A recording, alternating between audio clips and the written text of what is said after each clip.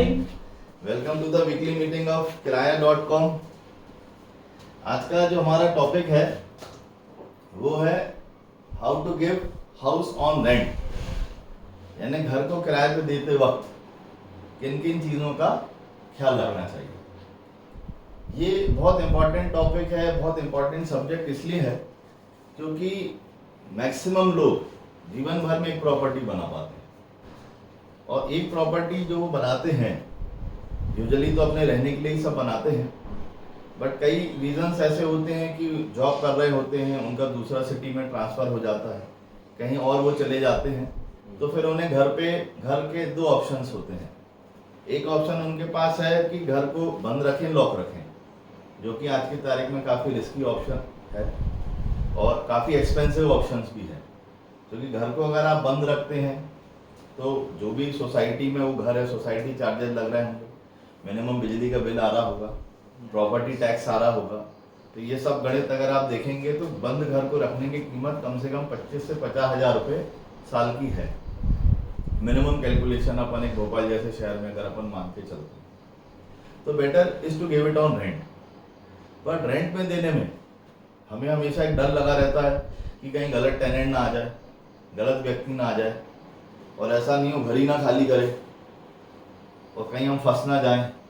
तो ये बड़ा एक क्वेश्चन का विषय है कि कैसे दे रेंट पे, किसको दे रेंट पे, दें ना दें, किस तरीके से दें। तो आज हम इस टॉपिक को हम कवर करेंगे कि एक किस तरह से सेफ रेंटिंग हो सकती है कि रेंट पे भी दें, हमारी इनकम भी हो और घर की सेफ्टी भी बनी रहे।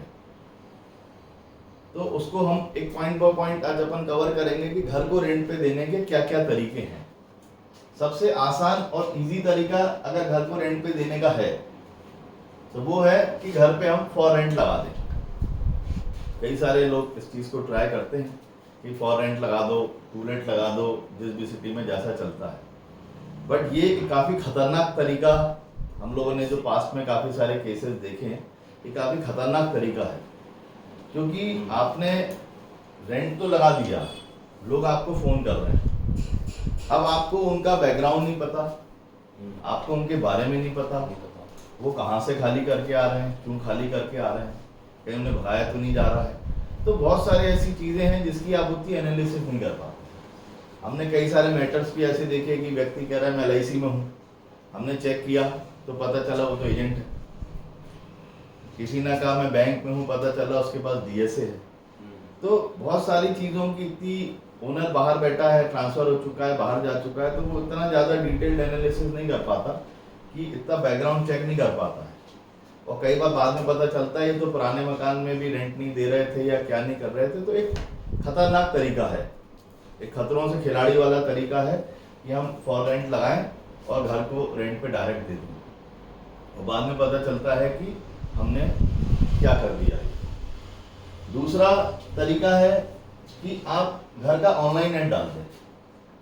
बहुत सारी साइट्स अवेलेबल हैं जो ऑनलाइन ऐड आप डाल सकते हैं और ऑनलाइन ऐड डाल के आपको क्लाइंट्स आप अट्रैक्ट कर सकते हैं।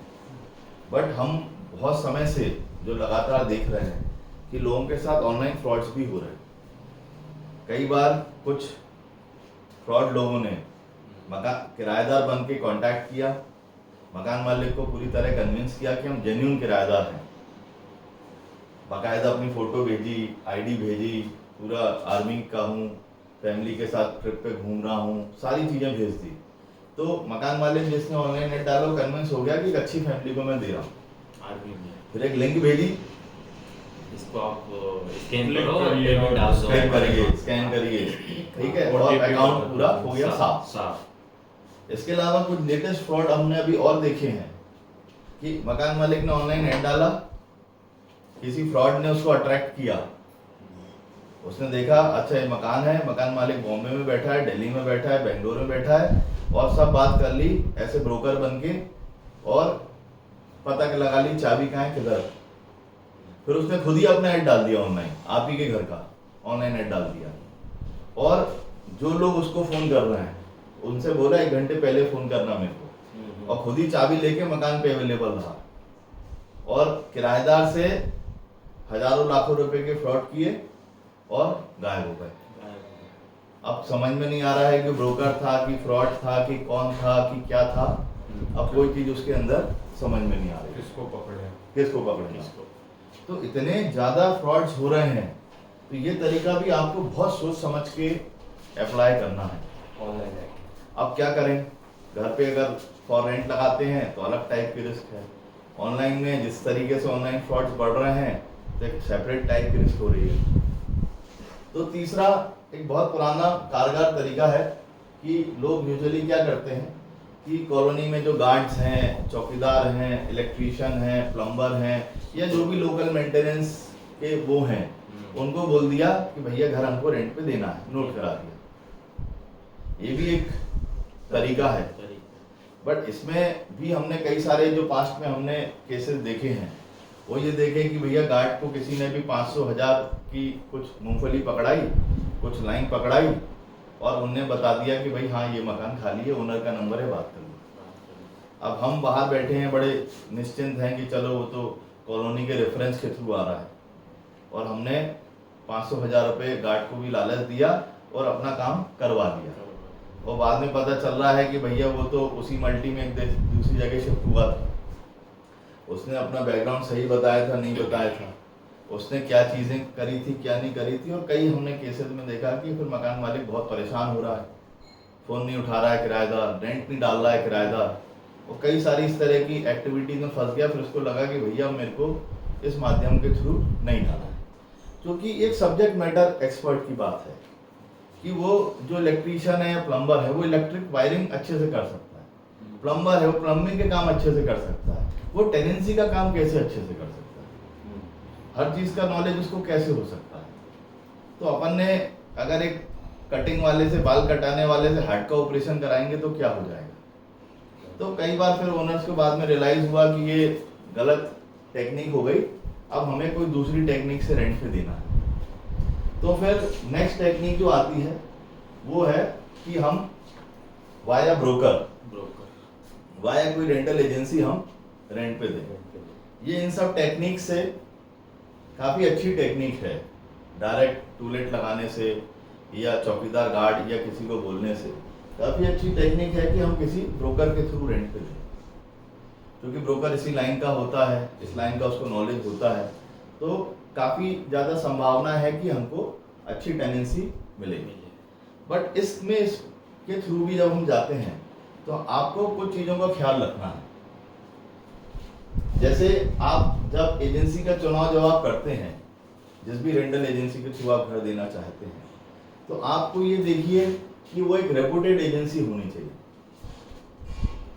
ऐसे नहीं कि किसी ने अभी अभी काम चालू करा है। तो कहीं ना कहीं आपको एक बैकग्राउंड चेक करना पड़ेगा कि भाई सामने वाला जो ब्रोकर है या जो भी एजेंसी है कितने साल से काम कर रही है। मिनिमम बैकग्राउंड मेरे ख्याल से 5 इयर्स का होना चाहिए, क्योंकि 4 से 5 साल जब कोई एजेंसी लगातार इस काम को करती है, किसी भी काम को करती है, तो वो सारे सीजन्स देख चुकी होती है, सारी टाइप की प्रॉब्लम्स देख चुकी होती है, सारे उसको पता है कि भाई किराएदार रेंट नहीं दे रहा है तो क्या करना है, खाली नहीं कर रहा है तो क्या करना है, फ़ोन नहीं उठा रहा है तो क्या करना है, किस तरह बैकग्राउंड चेक करना है क्लाइंट का, तो सारी चीज़ें उसको पता होती है। आज जैसे हमारी कंपनी है किराया.com, ये 10 इयर्स ओल्ड है। आज कोई भी क्लाइंट कोई भी बताता है कि मैं इस कंपनी में हूँ, मैं BHL में हूँ, मैं एयरटेल में हूँ, मैं फलानी कंपनी में हूँ, तो हमारी हर कंपनी में काफ़ी क्लाइंट्स हैं जिससे हम बैकग्राउंड चेक कर सकते हैं। तो आपको भी ये देखना है कि आपके शहर की वो जो एजेंसी है वो मिनिमम 5 इयर्स ओल्ड हो, लगातार इसी बिजनेस में हो, जिससे वो सारे प्रकार के प्रॉब्लम्स जो टेनेंसी से रिलेटेड आते हैं, जो रेंटिंग से रिलेटेड आते हैं, उसको सॉल्व कर सके। प्रॉपर मैनेजमेंट टीम होनी चाहिए एजेंसी के पास। ऐसा नहीं कि कोई सिंगल है अकेले ही काम कर रहा है। अब वो अकेला ब्रोकर मकान भी दिखा रहा है, अकेला ब्रोकर एग्रीमेंट भी बना रहा है, अकेला ब्रोकर सब चीज़ें कर रहा है। अब वो आगे काम करेगा कि पीछे प्रॉब्लम्स टैकल करेगा कि क्या करेगा। तो ये सब बैकग्राउंड्स में अपन को इन सब चीज़ों की चेकिंग की भी ज़रूरत है। उनका खुद का एक परमानेंट स्थायी ऑफिस होना चाहिए। ऐसा नहीं कि वो ब्रोकर खुद ही एक रेंटल ऑफिस में बैठा है और पता चल रहा है कि 1-2 साल काम करा, एक्सपेरिमेंट करा, काम समझ में नहीं आया तो बंद करके चले गए। हमने पास्ट में कई सारे ब्रोकर्स देखे जो आज कहीं रैपिडो चला रहे हैं, कहीं ओला चला रहे हैं, कहीं जोमेटो में फूड डिलीवर कर रहे हैं, और कईयों को तो कई सारे बैकग्राउंड्स के साथ हमने देखा कि कहीं जॉब कर रहे थे, बीच में इस बिजनेस को ट्राई करा, चला नहीं चला और वापस फिर से जॉब करने चले गए। अब सवाल ये है कि उनने तो आए, ट्राई करा, नहीं मजा आया, चले गए, लेकिन उन मकानों का क्या जो उनने रेंट पे दे दी, उन किराएदारों का क्या हुआ, उन मकान मालिकों का क्या हुआ? कल के दिन उन घरों में अगर कोई प्रॉब्लम आएगी तो कौन उसको टैकल करेगा? क्योंकि उस समय तो बहुत सारे वादे हुए थे। तो इसलिए ये सारी चीज़ों का आपको ख्याल करना है, रखना है। प्रॉपर टेनेंट की पुलिस वेरिफिकेशन होनी चाहिए, ये बहुत इंपॉर्टेंट है, ये बहुत ज़रूरी है। और लीगल एस्पेक्ट ये अगर देखा जाए तो उसके बिना मकान हमें रेंट पे नहीं देना चाहिए। प्रॉपर क्लाइंट की भी वेरिफिकेशन होनी चाहिए, कहाँ से आ रहा है, किधर से आ रहा है, वहाँ रेंट टाइम पे दे रहे थे, नहीं दे रहे थे। तो बहुत सारे ऐसे पॉइंट्स हैं जो एक रेपुटेड एजेंसी के थ्रू, अगर आप रेंटल एजेंसी के थ्रू आप देते हैं तो वो चेक करते हैं। भले इसमें थोड़ा समय लगता है, ये सारी चीज़ें चेक करना है, इसमें समय लगता है, बट आपको ये समझना है कि जो मकान आपने बनाया है या आपने अपने फ्यूचर के लिए बनाया है, आप शायद रिटायर होकर जब अपने शहर में वापस पहुँचेंगे तो इसमें रहेंगे। आपने सपनों का घर तैयार किया है, आपने जो गुलदस्ता बनाया है वो सेफली चले, अच्छा इसमें टेनेंट आए, टाइमली आपको रेंट आए, और घर की सिक्योरिटी सबसे इम्पोर्टेंट फीचर है। हाँ, इसमें ब्रोकर चार्ज जरूर लगता है कि 15 दिन का ब्रोकर चार्ज हो सकता एजेंसी आपसे ले रही होगी, बट अगर 3 साल भर के रेंट की बात करें, 365 दिन की, वो अगर हमको सेफ चाहिए, अच्छे तरीके से चाहिए है, और उसमें 15 दिन का रेंट अगर एजेंसी ब्रोकर के रूप में ले भी रही है तो कोई बहुत बुरा सौदा नहीं है। कम से कम 350 दिन का रेंट तो आपको सेफली मिल रहा है। सारी चीजें एग्रीमेंट, पुलिस सब। तो बहुत सोच समझ के आप चुनाव करें, किस एजेंसी के थ्रू देना है, किस तरीके से देना है, इसका चुनाव बहुत इम्पोर्टेंट है।